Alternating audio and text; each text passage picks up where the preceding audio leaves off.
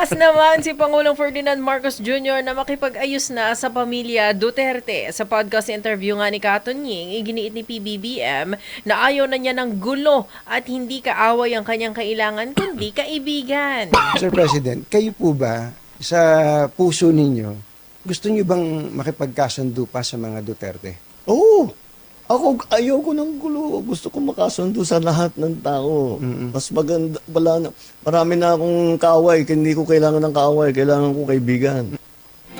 Sinabi nga ng Pangulo na nais niya magkaroon ng kapayapaan para mas magampanan ang tungkulin ng pamahalaan at iginiit na mas makabubuting walang gulo sa kabila ng mga hindi pagkakasunduan sa pulisya. Hanggat maaari, ako, ang habol ko yung stability, peaceful, para magawa namin yung trabaho namin. Kaya ako, laging akong bukas sa ganyan.